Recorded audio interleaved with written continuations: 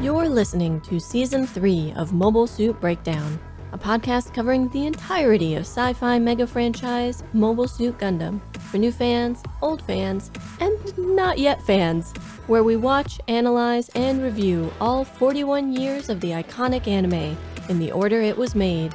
We research its influences, examine its themes, and discuss how each piece of the Gundam canon fits within the changing context in Japan and the world from 1979 to today.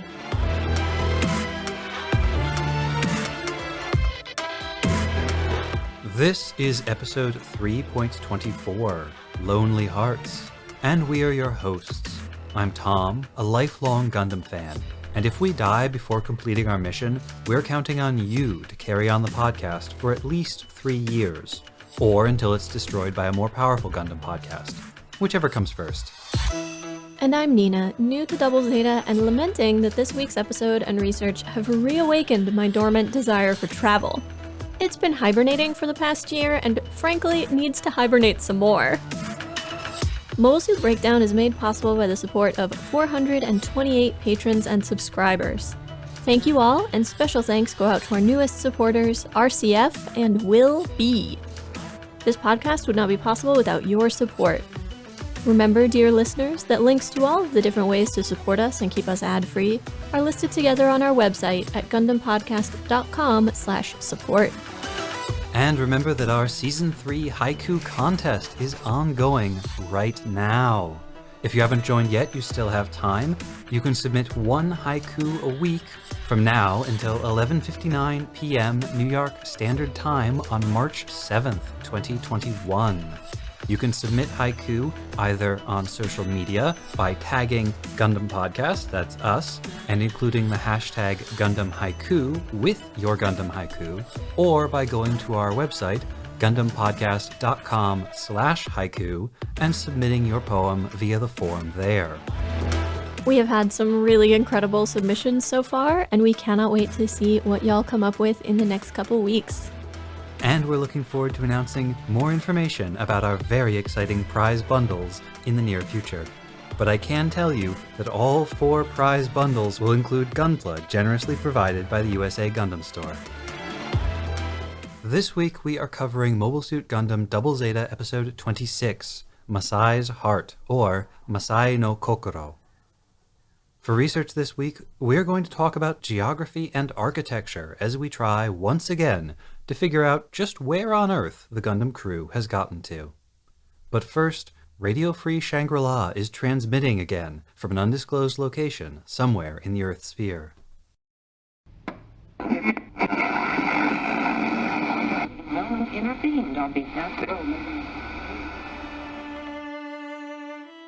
Far, far from Earth, in another place, in another time.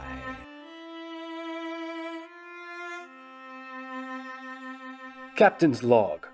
According to the navigational systems here on Zabibi's spacecraft, we passed the intergalactic dateline last night, making today the 14th of Space January.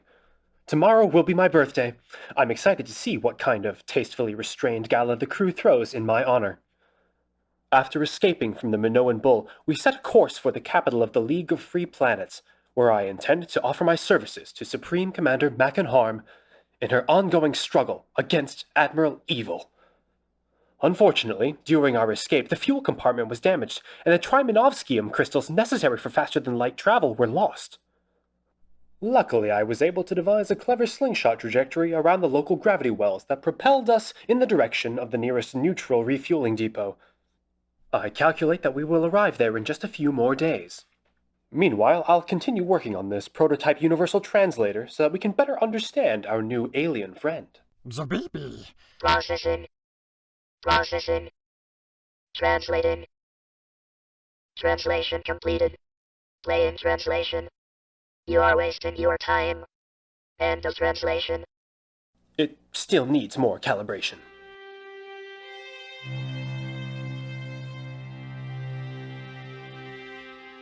Vale's diary. Space date, the 16th of Space January. The captain spent the whole day yesterday sulking, but wouldn't tell us why he was so upset. When I asked him if anything was wrong, he just snarled, "I shouldn't have to tell you," and stomped the 2.7 meters to the other end of the ship. Being on the run and cooped up in here must finally be getting to him. It feels like a lifetime has passed since we escaped from the warship that we are still calling the Minoan Bull. Well, not Zabibi. He calls it Zabibi. For me, it's a way to remember our departed computer Alice, who gave it that stupid name. I mean, seriously? It looks way more like a Babylonian lamassu. The captain tells me that we are on our way to the League of Free Planets so that we can ask their scientists for help reopening the wormhole and getting back to Earth. To home. I really hope he's telling the truth. But first, we have to make a pit stop for more Trimanovskim crystals. The captain accidentally jettisoned ours during the escape because he thought they were space caltrops. We're getting a signal from the station now. We should arrive tomorrow.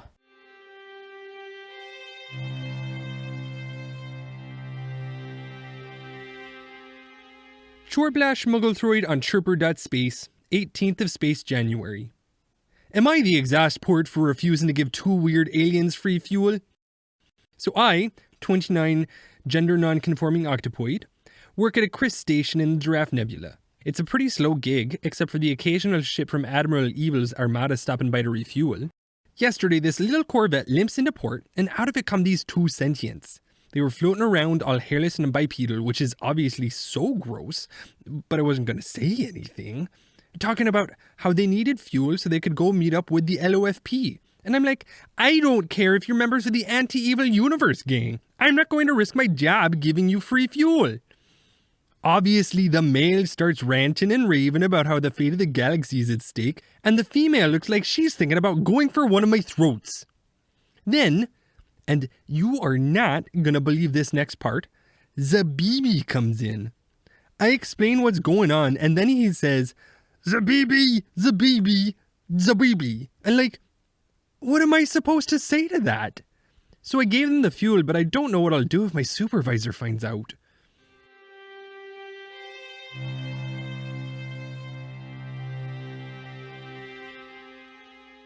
Zabibi, Zabibi. Zabibi, Zabibi, Zabibi.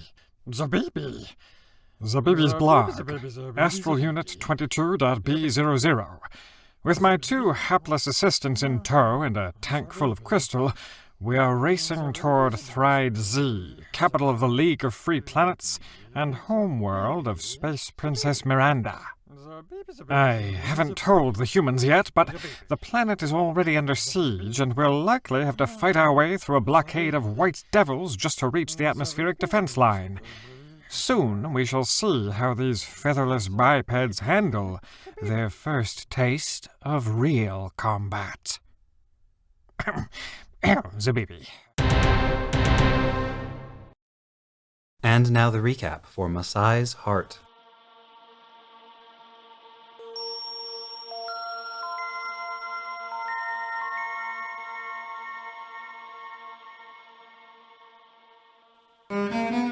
The Gundam team is still deep in the desert and still hunting for water.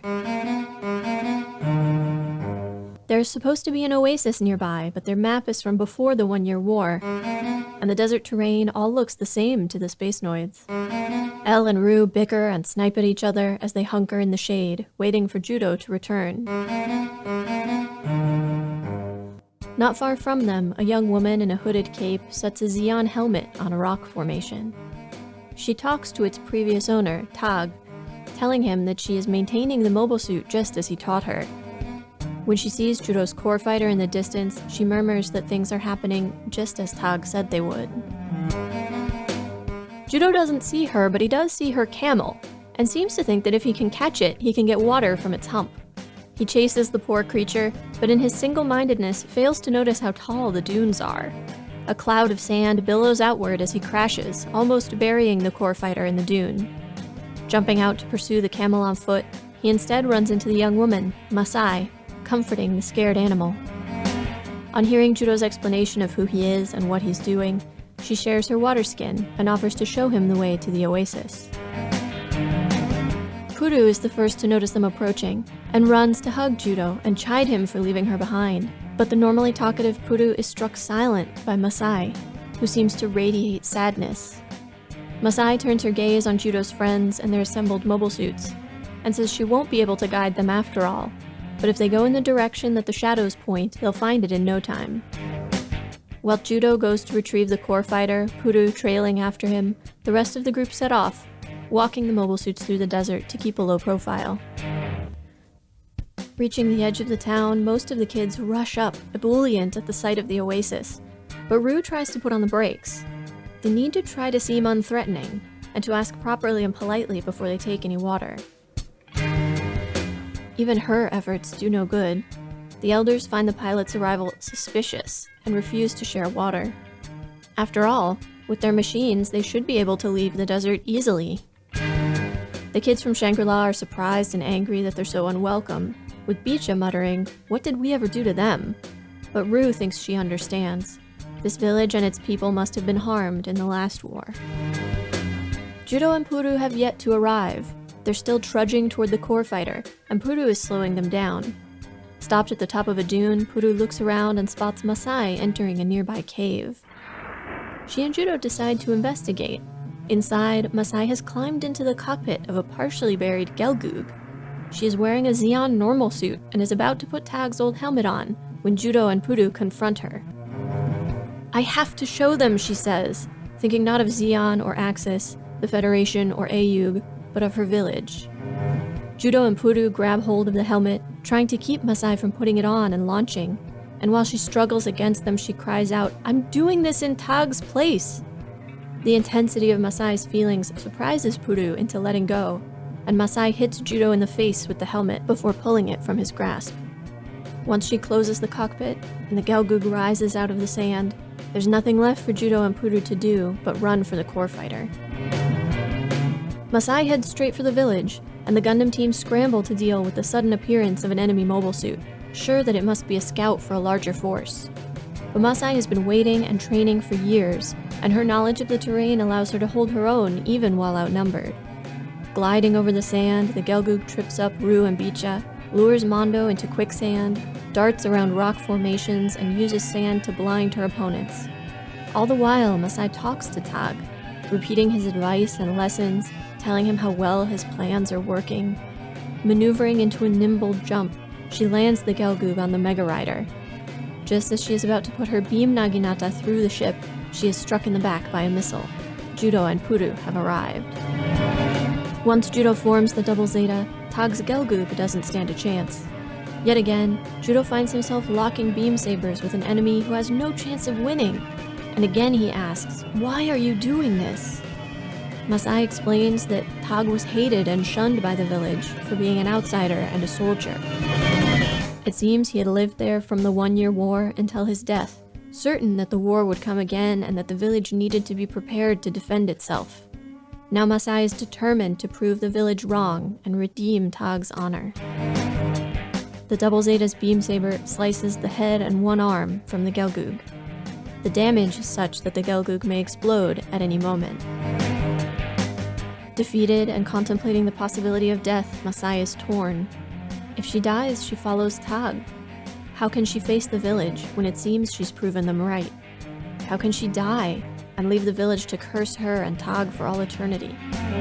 Judo angrily blames Tag, thinking it's despicable for a man to make a woman fight, but Puru tells him he's wrong. In spite of her usual self-absorption, Puru is deeply moved by Masai's feelings, and begs Judo to save her.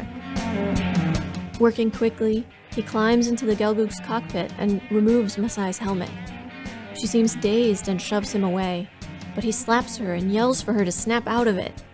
As he drags her out, she almost tries to go back for Tag's helmet, but Judo yanks her clear, and Puru uses the Double Zeta to shield them when the Gelgoog explodes.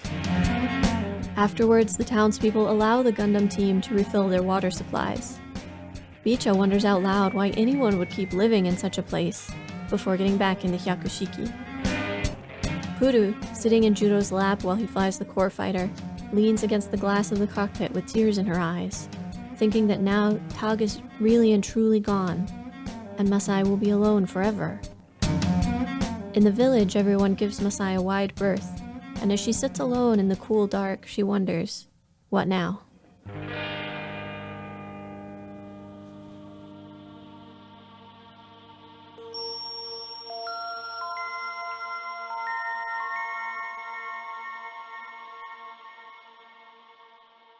Okay, so we have to talk about the new theme song. Yeah, new intro, new outro. So we have the new opening song, Silent Voice, and the new ending track, 10 Million Year Galaxy. Both are sung by the same person, Hiroe Jun. And in 1987, she sort of seems to have tried to break into the anime industry because she had about half a dozen songs on different anime in 87, including 2 songs on a heavy metal Elgaim OVA, and 3 songs on Relic Armor Legaciam, or I think I'm saying that right, which was another OVA also in 87. Yeah, I like these. Admittedly, not as catchy as Anime Janai, but I probably like it better as a song. I suspected that you might. Many people do. I think the general consensus is that Silent Voice is the better of the 2 OPs. I prefer Anime Janai, personally, being a man of culture and taste. But Silent Voice is pretty nice. I like how both Anime Janai and Silent Voice incorporate an internal contradiction into their title, because it is anime, of course, and the voice is not actually silent. I was less focused on the music and more on the animation. They reuse some of the sequences. The transition from Amuro to Camille to Judo stays.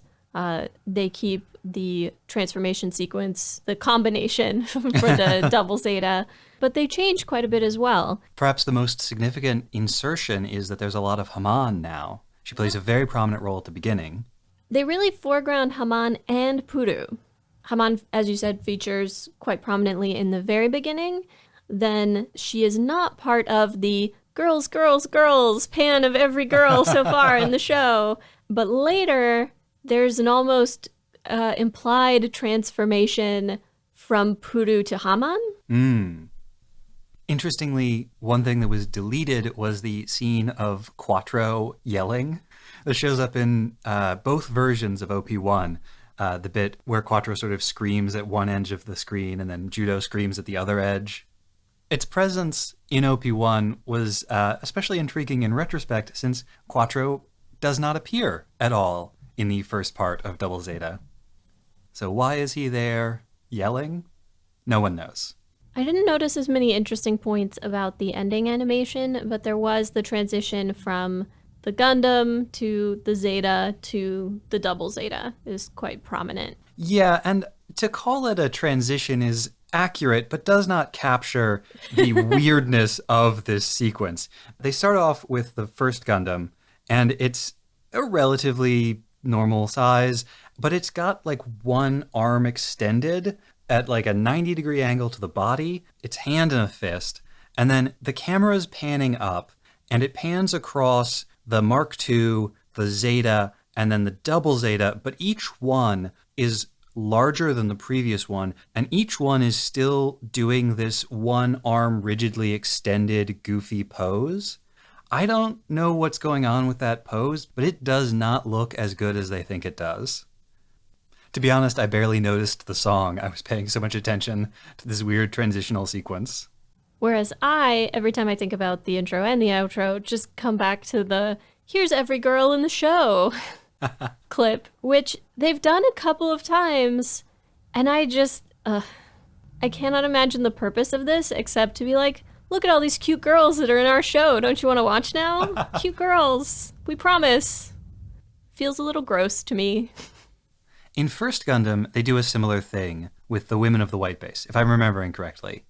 But they also follow it with a sequence of the men of the white base. Right. So it feels a little more like balanced. It's more like, here's our whole cast. Obviously, all of these characters are interested to you. And less, here, we're going to forefront all the eye candy. Because that's, we assume, a major draw for our audience. Who we clearly assume are all attracted to women. Or people attracted to robots. And then the Venn diagram in the center column. That's your hardcore Gundam fan. I thought you were going to start talking about which robots are female. that is left up to the interpretation and desires of the viewer. But perhaps we should talk about the episode itself. There are so many ways in which this episode is a repeat of what we watched last week, but from the perspective of Nikki's wife instead of from the perspective of Rommel. Yeah, centering it in the perspective of the local inhabitants of this desert, I think is a very important change, gives the episode a whole different emotional tenor, and I really like it. I liked the previous episode. I think this one is better. I quite like that they never entirely spell out what happened with Tog, that it's referred to obliquely in a couple of different places, and you can kind of piece together what happened, and that it's not dissimilar to what Rommel Corps were doing. You know, that he wound up in this village during the 1-year war or immediately afterwards, that he died 3 years ago, and so for those intervening years he was living here, that he was certain the war would come back and that it would touch this village and that they needed to be prepared and armed and ready to fight back and protect themselves. But he also built a new life for himself. Seems to have probably fallen in love with this local girl. And a prime difference between Tog and Rommel Corps is that Tog really does seem to have wanted the village to be able to protect itself from the effects of the war. He wasn't training Masai in how to use the Gelgug so that she could fight for Zeon. They weren't setting all these traps and doing all this preparation because he believed Zeon would rise again. It seems he really thought this was the best way to protect this village where he had built a new life. Although, as you say, the show never lays that out explicitly. Tog's actual motivations, because he's long dead and only survives as a memory, could have been totally different from the way we receive them through Masai. Absolutely. Also, is he completely gone? But before we talk about that, I wanted to point out this is not the first time in Double Zeta that it has seemed like the two different writers have been given identical briefs for two different back-to-back episodes. We noted all the way back at the beginning of the series in Judo's Decision and The Menace of the Zusa that those were both episodes where the whole point of the episode was Judo deciding to become the Zeta's pilot instead of just stealing it and selling it. Then later you get Judo in Space and Sayonara Fa, which are both about trying to reach the Lavian Rose, while Bicha and Mondo betray the Argama from within. Judo goes out into battle with a beam rifle that doesn't work, and then at the end of the episode, an Axis officer reveals that there are traitors aboard the ship. In one episode it's Mashima, in one episode it's Gotten. But it's like, it's basically the same substructure for the episode. And likewise, Judo Sorties and Earth Ablaze both revolve around Judo flying off alone to try to figure out which Axis ship is carrying Lena and stop it before it enters the atmosphere. And now we have this one compared with the prior Face of Rommel. I was particularly struck by the idea that although Masai describes Tog as having been hated and shunned by the village, he still lived there for a length of time, right? He wasn't driven off. And they must have at least let him use water or trade with them for him to have survived near the village for so long. And I think the ending of the episode does raise some questions about how accurate Masai's perception of events in the past is. I do think there's a lot of that theme of misunderstanding. It's clear by the end that the villagers don't really understand what Masai is feeling, what she's been going through. There's an inability to connect with her, to understand her needs. And it does seem like maybe that goes both ways. She's obsessed with this idea that they resented and hated Tog, but they've mostly kind of forgotten about him. But at the same time, if their treatment of him in any way contributed to his death, that could certainly explain a grudge on her part. Especially if she felt that Tog was trying to protect all of them and trying to do what was best for them, which obviously, like, what right does an outsider have to determine that? But she loved him and she agreed with him, and if she felt like part of the reason he died was because of the rejection of the village, that would explain a lot of resentment. Yet she doesn't try to get revenge on the village. She doesn't try to destroy the village or hurt anybody. She just wants to, I want to say prove herself, but that's not really what it is. She says pretty explicitly that she wants to redeem Tog. She wants to prove that Tog was right. And she wants to prove the, strength of this Gelgoog. Judo confronts, again, an opponent similar to Rommel, who is seemingly bent on fighting an unwinnable fight. And one who thinks that there is no future unless they win. And again, Judo's not really capable of understanding his opponent's reasons. Without help. Well, he never understands Rommel at all, and I strongly suspect Puru wouldn't have been any help with Rommel. I think there's an age element at play here, where Puru is able to empathize with particularly strong feelings from other young people. Because we also see this with the young man from Sibling Love on the South Seas episode, where Puru can feel what he's thinking and feeling.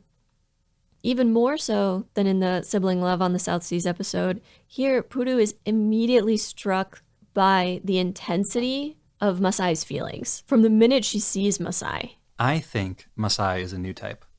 I think that's a component of why Puru is able to understand her and connect with her. Puru is also the reason why I brought up, is Tog really dead? Because the helmet is very clearly symbolic for Tog from the beginning. She holds it up like Yorick's skull in Hamlet to talk to it. And carries it with her everywhere. And when she goes into battle, she puts it on, and then it's like she can hear him. It's not like she's talking at his spirit, but with it. It feels like one half of a conversation. And then she doesn't want to leave it behind when Judo rescues her from the exploding Gelgoog. And afterwards, Puru is talking about Masai and says, Tog died 3 years ago. Now she's really alone. And that could be, metaphorical, that as long as she was living for this mission, as long as she was living for Tog still, she wasn't really alone. So, it could be figurative. Or it could mean that Tog was still around in the way that new type spirits can still be around. Attached to the helmet.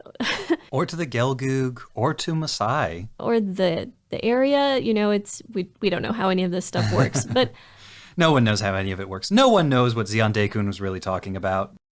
The village elder at the end says a similar thing. When he says, the mobile suit and Masai's heart have both fallen, neither will rise again.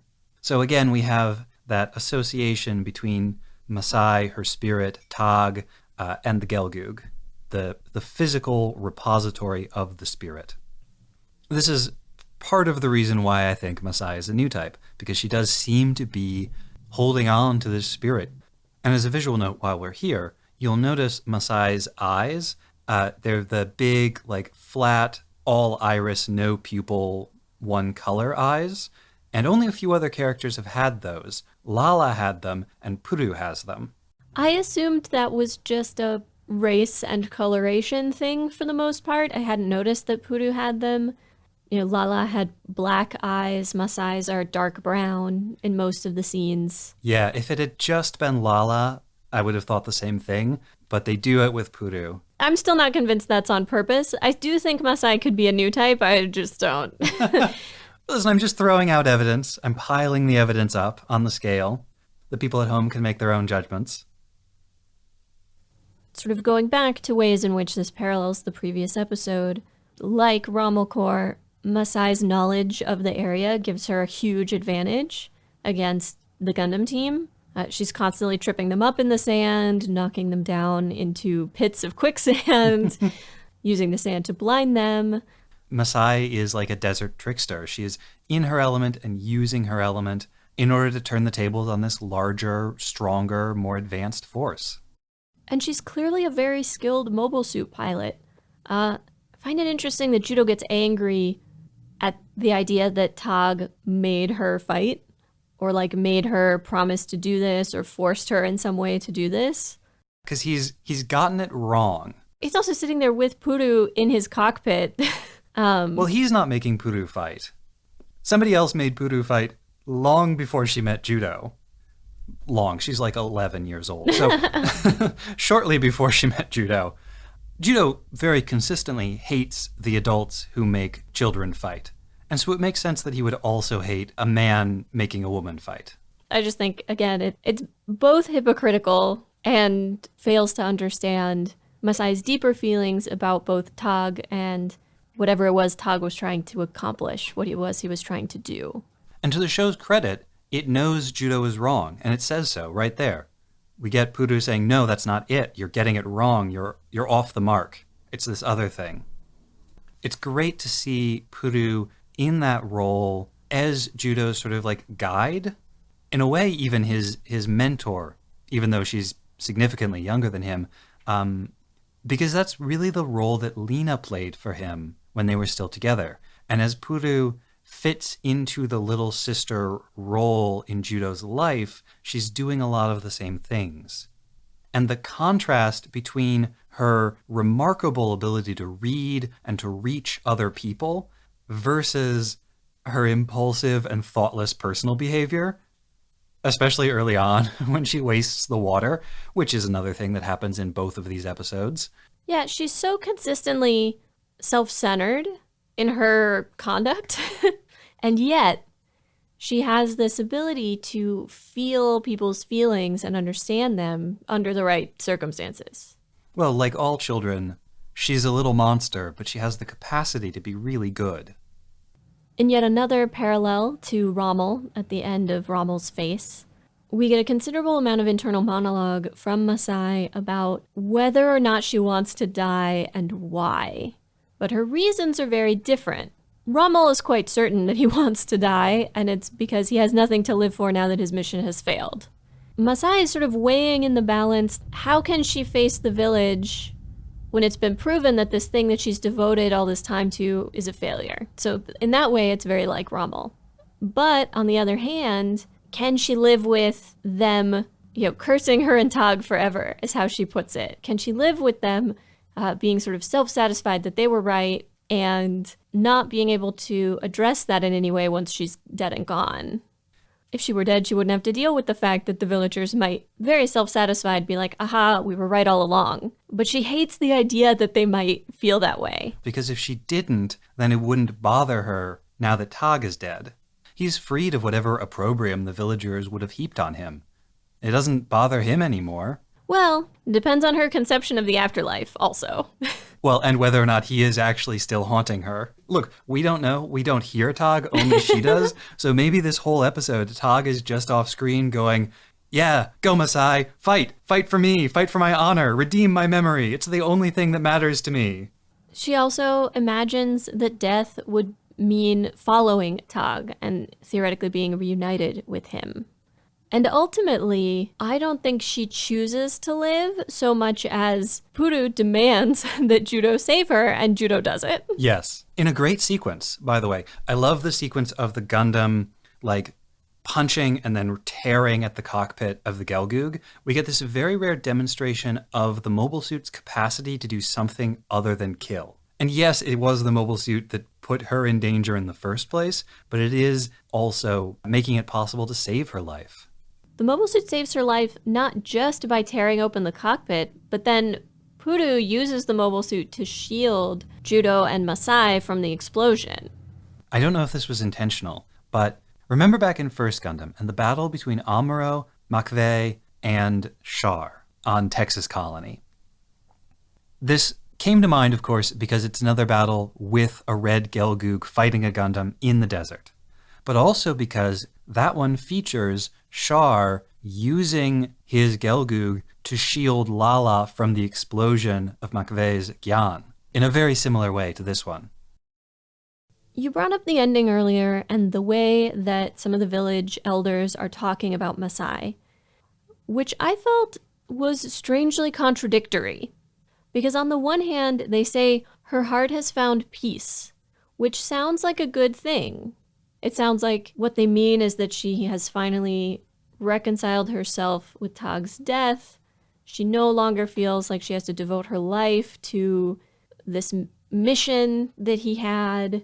that she has achieved some kind of inner peace from turmoil that's been plaguing her for who knows how long. But on the other hand, they say that, like the fallen Gelgoog, her spirit, her heart, whatever, will never rise again. Yeah. Which makes it sound like she might as well have died. Yeah, it makes her sound like The Walking Dead. And although I agree with Puru's impulse to want to save Masai, because, while there is life, there is possibility for change and possibility for growth and for things to get better, even Puru acknowledges at the end this sense that Masai will be alone forever. Which, very melodramatic on the one hand. Like, as a reasonable adult person, I'm like, she's still young. She could get over this. She could have another life. She could have another love. Like, let's not go overboard, people. Mm-hmm. But everyone around Masai, even the people who have, known her, presumably since she was born, are reacting kind of similarly. Like, this was the end of something major for her. And, they don't really see what the rest of her life could be. I think it's important to ask, are they right? Now, the way this line is positioned at the end of the episode, and it's said by a person who we have reason to think of as a wise elder, all of that construction suggests that the line is correct. But immediately afterwards, Masai goes back home and she curls up in a corner and she starts talking to Tog again. And that suggests to me that she's not actually severed from him, that this is not what everyone seems to think it is, the end of something, but merely a transition. But it didn't feel like talking to Tog in the ways that she had talked to him in other parts of the episode. And there's something so sad about her sitting there very much alone, saying to herself, "What now?" But the act of asking, "What now?" creates the possibility of a something next. True. It would be a much sadder scene if she had just gone and curled up silently in the corner of that house. I think she's showing that everyone around her still fails to understand her. And my feeling of Gundam as a show, over all of it that we've watched, and particularly in Double Zeta, strongly rejects the idea of throwing your life away, self-sacrifice, suicidality of whatever flavor, and embraces the idea that no matter how difficult, life is worth living. This is a thing that Camille said towards the end of Zeta. He makes the point that, ultimately life is the most important thing. And for all that we may not always agree with Judo and how he reacts to or interprets these things happening around him, his inability to understand those sacrifices is meant to be the sort of childlike inability to reconcile all of the things that make no sense in the adult world, and not just the things that make no sense and are sort of arcane and complicated, but the things that make no sense and are bad. Yeah, I think it actually serves a protective function for Judo. It's preventing him from being co-opted into this world as thoroughly and as quickly as Camille was. You mentioned that the elders are positioned as wise, but I actually think the way they're set up throughout the episode undercuts that a lot. Oh, I agree completely. I mean that we would expect them to be wise if this were a different show. Yeah, I mean, they begin by, again, acting on their own knowledge and suspicions, assuming that other people are know the things they know and are coming at things from the same place. That they're so remote, there's no possible explanation for the AU kids to be there that isn't nefarious. And the refusal of water, coming shortly after Masai has explained the so-called rule of the desert to offer aid to those in need, strikes me as significant. There's also a generational component. Masai is significantly younger than any other character we see except for the kids, and the kids love mobile suits. Kids just love mobile suits and fighting. That's universal. At the same time, the elder tells everybody to go home, and nobody does. All the adults also stay and watch the fight. And the kids don't just think the mobile suit is cool, they think Masai is cool. Well, she is. And so, this undercuts all of the years of everyone talking about Masai like she's crazy or undercutting her and demeaning her because of her love affair and because of her sort of personal mission. And despite all of that, the kids still watch her piloting a mobile suit and think, dang, that's really cool. I found her motivations kind of hard to understand personally, to empathize with. And yet, she is so cool. I don't know. I felt like I completely understood what it was she was trying to do. Go figure.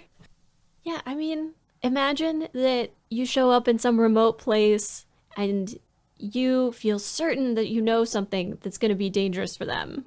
And you're the Cassandra. You're trying to warn everyone and everyone ignores you. And despite having scorn heaped upon you your whole life, you work for the betterment and protection of all of these other people.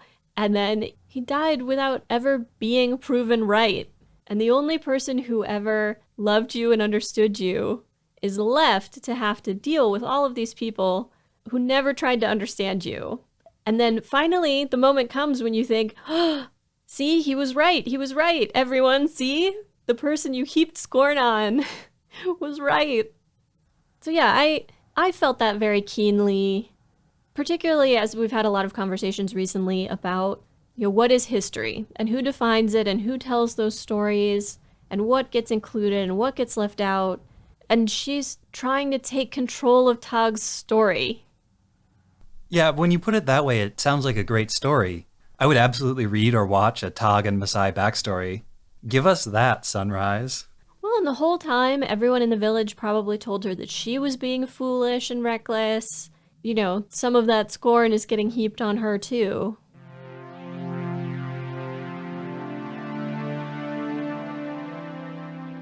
We get another round of silly Space Noid moments. That's what I'm calling them now. Silly Space Noids. Which is funny, naturally, but also really, really important to this episode. And significant to, it seems, all of the Earth episodes. It's come up over and over and over again. And so clearly this is something they're trying to hammer home to us. Judo thinks you can get water out of a camel's hump, for one. Their maps are from before the 1 Year War. The fact that Bicha is even surprised that they're unwelcome, I feel like betrays a total lack of understanding of their situation. Well, and Puru dumping the water on herself. Ino accidentally putting his hand on the blazing hot surface of the mobile suit. I think the water has more to do with Puru's selfishness, but I do want to say I loved the way we see the bottle of water when they're all sitting outside, and then we see it again foregrounded when a couple of them are trying to keep Elle from fighting Rue, and Elle and Rue are bickering, and you think in that moment, oh no, they're gonna knock over the water, and they don't. They want you to notice that water bottle. You know something is gonna happen to that water bottle. For me, as soon as I saw Puru there being overheated, I was like, oh no, Puru is gonna dump that water on herself. I did enjoy the degree to which Elle and Rue are bickering, but they're both kind of right and kind of wrong, and the takeaway is mostly that the heat has made everybody testy. Yeah, so this is, I think, a natural consequence of something you highlighted before, which is they don't have a leader. There is no hierarchy within this group. Everyone is basically equal. They're making these decisions by consensus, and consensus often means arguing about it. They're butting heads in a very familial kind of way, because not only is no one in charge, no one wants to be in charge, and no one wants anybody else to be the boss. Some of the most telling lines there are Elle telling Rue, "You're the one who's a real soldier," and Rue says, "So are all of you." Like, there was a time when maybe Rue would have wanted to be in charge, but she doesn't seem to want to now. Well, and there was early conflict between Bicha and Judo over which one gets to be in charge, and it's clear now that neither of them is. And the final silly Space Noids moment, although this one is less funny and more poignant, is Bicha wonders out loud why anybody would live in such an inhospitable place as this village in the middle of the desert. Like, why don't they just leave, he says. Obviously completely not understanding how anything works for people. I mean, this focuses our attention on this village, on the people who live there. And also, we should think about the village from The Face of Rommel, the fishing village from Sibling Love in the South Seas. The thing is, all of these put together really reveal how inaccurate the way the people have talked about Earth so far is, because we always hear about the elites living on Earth, the special status of Earth. But Earth is also full of these small, poor, isolated communities living their lives essentially unchanged from the way they were hundreds of years ago. They know about mobile suits, but they don't have computers, they don't have cars, and all of this fighting over Earth essentially ignores the existence of all of these communities. Bicha sees the desert as inhospitable and unsafe, and that may be how many of these people think of space. Some of them maybe cannot imagine why a person would live in space. I actually think that's probably one of the reasons why they set them in the desert instead of in some other biosphere, because the desert is very inhospitable, but so is space. And there are these oases towns that are very much like the colonies. We've also seen, and so in theory, our characters should be aware that it's difficult to travel among the colonies if you're a regular person. Yeah, Bicha suggests, why don't they leave? What evidence is there that they could? Well, and go where? Yeah, he is both young and a space noid and doesn't understand. The final thing I want to talk about in this episode is mentioned in passing. It's very brief, but significant. They make a point of mentioning the town's mosque. Rue is the only one who knows what a mosque is, and she compares it to a Christian church or congregation. So it would seem that life in the colonies, or at least back in Shangri-La, was heavily atheistic. We've brushed up against indications of religion a few times. We've seen crosses for graves, for instance. And Camille had that little shrine in his quarters on the Argama. There were people who looked like priests at Garma's funeral. But this is the first time we've really gotten an explicit, direct, by-name mention of a religion, of a place of worship, and we actually hear from the elder of the town that this is not merely a relic of a bygone age. The people are engaged in prayer when they arrive. And because this is the first time it's been brought up explicitly in Gundam, it feels worth addressing. I suspect they're evoking a sense of the modern urban youth as being detached from traditional religion, which is definitely a thing that has been happening for a long time and certainly was in the mid-'80s. In Japan in particular, because of the way the shrine system works, often people even living in cities are still affiliated with a shrine in their hometown. And so you may feel like religion, the spiritual realm, is a thing that happens far away, out there in small towns in the countryside, not here in the big cities. It potentially also points to a certain homogenization of society in some of the colonies, that they're not particularly diverse, that these kids have no exposure to organized religion. There are no practicing Muslims in Shangri-La, I guess? What? They're also poor kids who grew up in the slums. They may just not have ever gone to the parts of Shangri-La that have mosques. Perhaps. I'm just not sure I could reconcile there being a Muslim community in Shangri-La and no member of that community being poor. And the same for any other religion. Fair. Yeah, it was an oddly specific moment that brings up a bunch of interesting questions about society in the Universal Century. And also makes the appearance of the pig at the end of the episode feel very strange.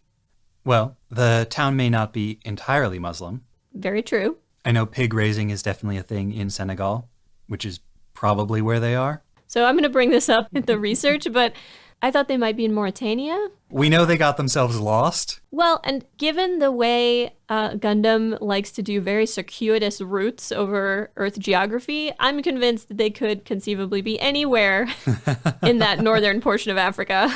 Yeah, the show kind of writes itself a get out of being strictly accurate free card here, because they do have those references to aggressive, unrestrained desertification that has changed the landscape, plus all of the maps being out of date and the kids probably being a bit lost. So they could be in a whole bunch of different places and it wouldn't necessarily look the way it does today.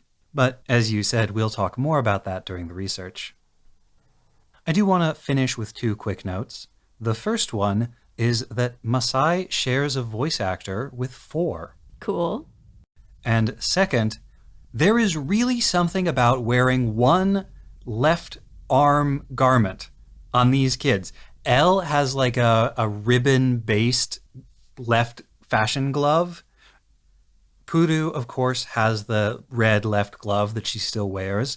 And then I noticed in this episode, Judo and Mondo are both wearing like vambraces or like a forearm warmer. Maybe it's Lycra, I don't know. But they're both wearing it and they're only wearing it on the left arm. Does it have to do with which parts of the controls they're using with that hand or arm, I wonder? It might. I will have to consider that possibility. The fact that you've noticed it on so many pilots makes me wonder if it's supposed to serve some kind of practical purpose. I like the instinct. I have no idea what practical purpose Elle's ribbons contraption could serve. That's fair. Sometimes things just look cool, especially in the 80s.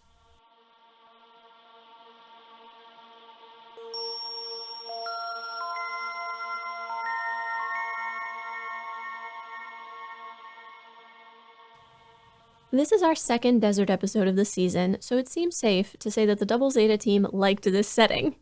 For research, we're going to do a roundup of various elements from the episode and their real-world inspirations. Everything from barren trees to rock formations, oases to architecture. First off, where might the Gundam team be? If they're not still in Senegal, Mauritania or Mali seem like the most likely, if the idea is to get to the north of Dakar by going around over land. But we've also seen some pretty circuitous routes in Gundam before, so I'm not positive we can rule out anywhere in the northern part of the continent. I'm remembering the White Base's route over North America.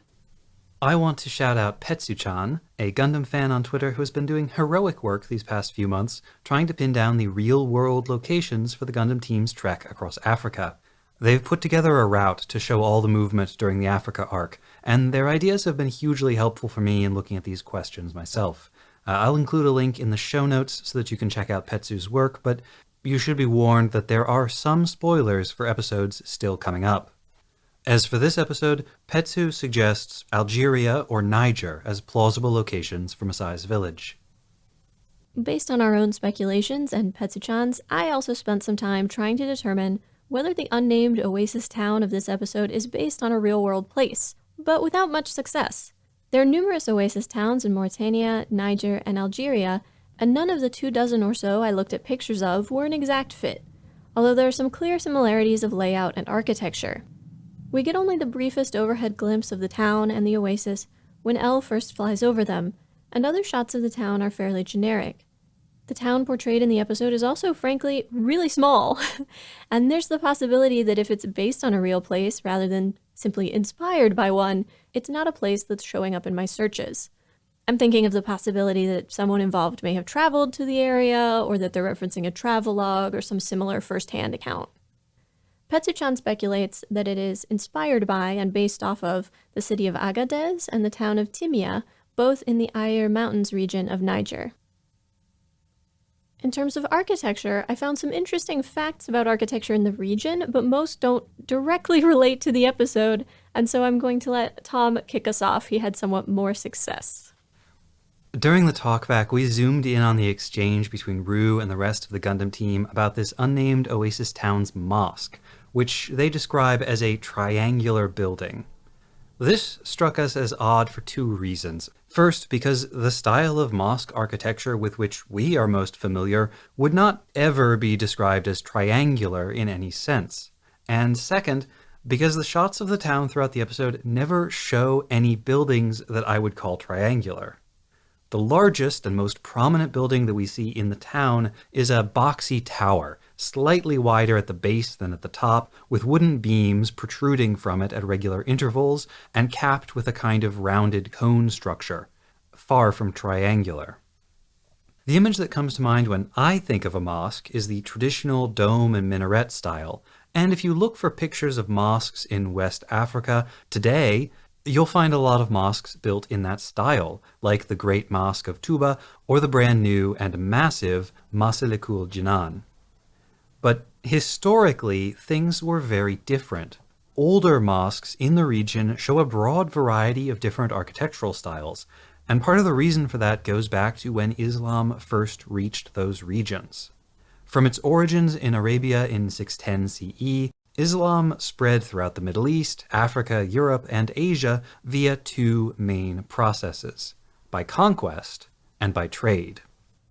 Mosques in conquered regions tended to be built according to the architectural preferences of their new foreign overlords, and the expertise of the builders was imported from the imperial heartland. But in the more remote regions, where Islam arrived more gradually and peacefully via the caravan trade, mosques were constructed according to local styles and using local materials.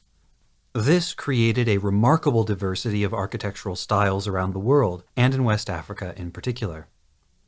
With that in mind, let's now go back to that line about the triangular building versus the roughly rectangular tower that was actually shown in the art. Because I think this suggests that the scriptwriter and the background artist may have been working from different references for what a mosque in this region should look like. Because if you look at historical mosques in the European-dominated Dakar region, such as the Mosque of the old colonial capital St. Louis, you'll find that they have a distinct triangular shape to them. However, if you look at the most famous historical mosque in the region, the Great Mosque of Djenné in neighboring Mali, you'll see almost rectangular towers topped with rounded cones, very much like the one depicted in the show. And perhaps most notably, the flat surfaces of the towers, both in the show and in the real world, are punctuated by wooden spikes emerging perpendicular to the facade. These wooden spikes are called toron, and they serve both as decoration and as a kind of permanent scaffolding to make repair work easier. The towers are made from clay, and so they need to be resurfaced annually. The Mosque of Djenné is the most famous exemplar of the Sudanese style of mosque, but it's hardly the only one. One source described the Mosque of Djenné as iconic and said that numerous village mosques in the surrounding area tried to emulate it but on a miniature scale. And that sure sounds like exactly what this village has done. Petsu compared the mosque in Masai's village instead to the mosque in Agadez, an ancient city in the desert of Niger. The Agadez Mosque bears a lot of similarities to both the Djenné one and the one in the show. It's clearly part of the same architectural tradition, and I will include pictures of both in the show notes so that you can compare them. One thing to note that Tom did not mention, the Great Mosque at Djenné is the largest mud brick structure in the world, I believe. That was one of its claims to fame. Well, and the mosque at Agadez is the tallest mud brick structure in the world. Mud brick holds up pretty well in these drier climates. It would be more liable to break down if it were exposed to more rain and humidity, but in desert climates, it's a popular and relatively sturdy building material. It has the added benefit that walls plastered over with mud can be made exceptionally smooth, which is great for defensive purposes. The mud was also used to smooth over the already steep sides of defensive ditches for the same reason.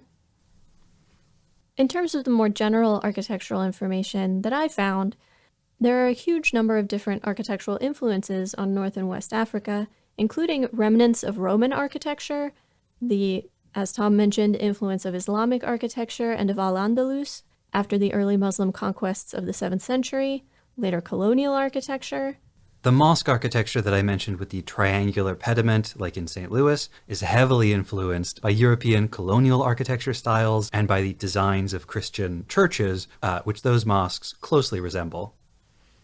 In Mauritania and in some of the other areas that are largely desert, a popular building method is to use dry-laid stone, which is to say stone fitted together with little or no clay or mortar.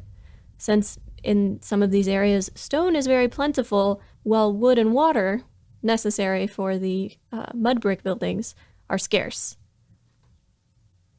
West Africa, of which Senegal is a part, had a great many walled cities, towns, and more expansive systems. Sungbo's Eredo is an example. This Yoruban system of defensive walls and ditches in what is now Nigeria is described as the, quote, largest pre-colonial monument in Africa, larger than the Great Pyramids or the city of Great Zimbabwe. I assume they're referring to total volume of these works. And the walls of Benin City hold the record for the world's largest earthworks carried out prior to the mechanical era. For a time, they were the world's largest man-made structure, extending for around 16,000 kilometers and covering an area of 6,500 square kilometers. They are 4 times longer than the Great Wall of China and consumed 100 times more material than the Great Pyramid of Cheops. Large portions of these walls were destroyed when the British sacked Benin in 1897. Another element that stood out in the setting design for this episode was the rock formations. They're used to great effect. Judo tries to use them to navigate, but doesn't know them well enough, while Masai uses them to hide Tag's Gelgug and for cover in her fight with the Gundam team. There's even a bit during the fight where Masai lands directly on some rock formations so that she has good footing while the Gundam team flounders in the sand. For many of us, the stereotypical image of the deserts in northern Africa is more like what we see in the previous episode, Rommel's Face, sand dunes stretching as far as the eye can see. But the Sahara can in fact be subdivided into about a dozen smaller deserts, and within them is a great variety of terrain and even microclimates. The most famous of these kinds of rock formations are in Algeria and Chad, but it seems they can occur anywhere there are mountains, including the region we've speculated the Gundam team to be in, the Ayer Mountains region in Niger. These mountain ranges and plateaus have a lot of sandstone in them, and over millions of years, pressure, volcanic and tectonic activity, wind and water all break up the edges of mountains and cause the erosion that leads to these spars of rock. Even if these rock formations are not sandstone, they would still be pieces of nearby mountains, broken off or eroded away over the vastness of geological time. I'll include links in the show notes to pictures of some truly stunning real-world stone formations from the region, and some in Niger that look an awful lot like the ones we see in this episode. Be sure to check out those photos. It's just a flash across the screen, but during Elle's flyover, we catch a glimpse of some greenery at the edge of the oasis. And then around the main entrance of the town, there are some shots of trees that appear dry and leafless. It turns out, there are a surprising number of trees that grow in the Sahara. In fact, just last year, researchers used a deep learning AI to analyze NASA's satellite imagery of the desert and counted 1.8 billion trees in the Sahel portion of the Sahara, which is the far west in Senegal, Mauritania, and Western Sahara. In terms of types of trees and large shrubs that can and do live in the desert, there are species of olive, cypress, mastic, acacia, palm, oleander, and tamarisk. The barren trees shown here are obviously not palms, and while some varieties of the other trees I mentioned can be deciduous, which is to say, the kind of tree that sheds their leaves for a season rather than being constantly in leaf, I would bet that their barrenness in the animation is meant to emphasize the harshness of the environment, or even to imply that environmental changes caused by humans have made it impossible for even well-adapted trees to survive. Speaking of things that just briefly flash across the screen, there is a Tomino animal moment in this. Longtime fans of Gundam and Tomino's work will note that he often includes local creatures in the different episodes, thinking back to the capybara of Jaburo, for instance. There's a sort of bright reddish-orange lizard that we see scurrying through the desert. And after a little bit of looking, I think that's probably an Uromastix, which is a reddish-orange lizard that lives in the Sahara, specifically in parts of Algeria, Mali, and Niger. Moving on to Masai, we assume that the character Masai is named for the Masai people, an ethnic group from across the continent, mostly inhabiting Kenya and northern Tanzania. Masai is also a real given name and surname, though again, that's mostly in Kenya. If I were to hazard a guess, the Gundam writers chose the name Masai for this character because of the famed fearsomeness of Masai warriors. As long as we're talking about Masai and famed warriors of Africa, the decision to give Masai a Gelgoog out of all of the possible Zeon mobile suits is an intriguing one, because there are certain aspects of the Gelgoog's design, especially its armament, that call to mind the equipment of Zulu warriors in what is now South Africa, as their panoply developed under legendary warrior king Shaka Zulu in the 1800s. In particular, the Gelgoog's shield resembles the large cowhide shields used by Zulu warriors. And the Gelgoog's melee weapon, the quote beam naginata, has rather a lot more in common with the Ikwa, the short thrusting spear used by Zulu soldiers, than it does with the Japanese polearm from which it takes its name. This is a connection that I had wanted to draw all the way back in Season 1 when the Gelgoog debuted, but I never felt like I had quite enough to go on at that point. After this episode, though, it seems a lot more likely that the Gelgoog was partially based on depictions of Zulu warriors. The most generous possible interpretation of the way in which the writing team has sort of picked and chosen bits and pieces from very different cultures and ethnic groups to combine here is that they're looking at this sort of futuristic Pan-Africanism, but I strongly suspect it's more simple and more troubling than that. Merely the all too common flattening of the whole continent into one thing. And this is not necessarily a one or the other. The use of a kind of Pan-African pastiche can be a reference to the Pan-African movement, and it can also be because the writers and artists don't know a lot about Africa. While Gundam is no paragon of representation, I appreciate that the choice of setting here isn't purely aesthetic. It's not about the visual interest of a quote-unquote exotic location. This region, with its sometimes harsh environment and history of colonial violence, was clearly seen as an ideal setting to explore some of Gundam's most persistent themes. Who is war for? Who does it benefit? Who is hurt in the process? What can and should normal people do in the face of forces beyond their control? What kind of relationship should humans have to the Earth and the environment? And what should we do about the damage already done? While the story is out in space, it's easy for us to think of the Earthnoids as one group. This arc reminds us that the reality is much more complicated.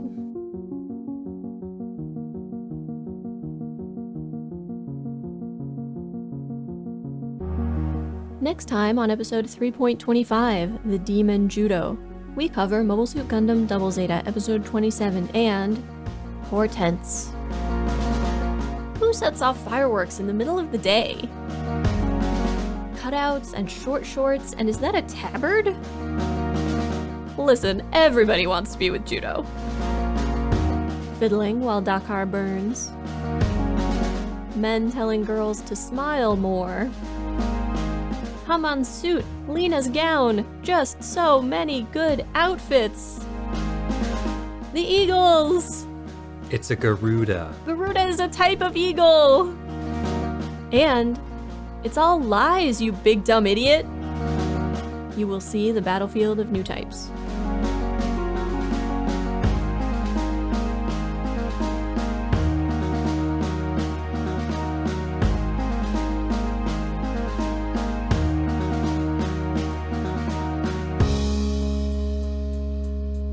Mobile Suit Breakdown is written, recorded, and produced by us, Tom and Nina, in scenic New York City, within the ancestral and unceded land of the Lenape people, and made possible by listeners like you. The opening track is Wasp by Misha Dioxin. The closing music is Long Way Home by Spinning Ratio. The recap music is New York City Instrumental by Spinning Merkaba. Radio Free Shangri-La is performed by the MSB Players. You can find links to the sources for our research, the music used in the episode, additional information about the Lenape people, and more in the show notes and on our website, GundamPodcast.com. You can get in touch with us on Twitter or Instagram at Gundam Podcast, on Facebook at facebook.com/Gundam Podcast, or by email at GundamPodcast@gmail.com. Or why not share your wrong Gundam opinions with the world by shouting, Zeta Gundam is best watched with a live studio audience that can laugh, awe, and boo, and throw marshmallows at Jupiter Headbandio whenever he's on stage. out your window at passersby. We won't hear you, but the world needs to know. This week's Wrong Gundam Opinion was inspired by Comrade RC on the MSB Patrons Discord. Thank you, Comrade RC.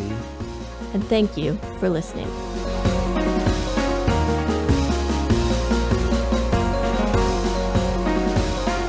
I completely understand. I'm in a dilemma, Nina, Yeah, and I refuse to do anything about it. I completely understand.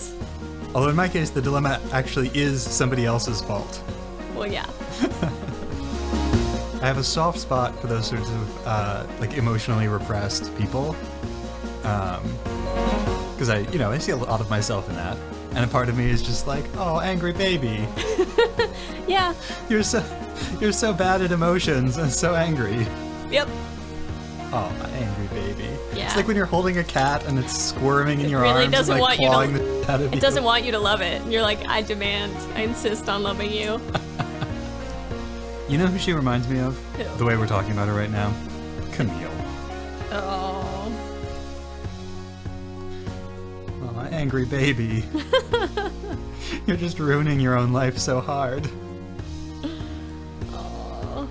Anyway. You want to talk about work? Yeah. Let's get to it. Let's talk work.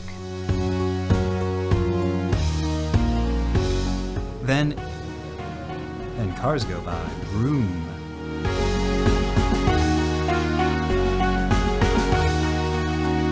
I think somebody asked Tomino about this at one point, and he said he couldn't remember. I feel that. Tom will occasionally reference something we talked about a week ago, and I'll be like, no, I don't remember anything from last week's episode. Well, this happens to me when people are like, oh, I'm listening through season 1, and I got to episode 1.12, and you guys talked about this thing, and it was so interesting. And I'm like, that was a lifetime ago. I am not the same person I was when we recorded that episode. But sometimes you remember. Oh, yeah, totally. Sometimes your strange brain recalls those kinds of details. I'm going off script too much. I just need to stick to my script. That was a fun thing to read about.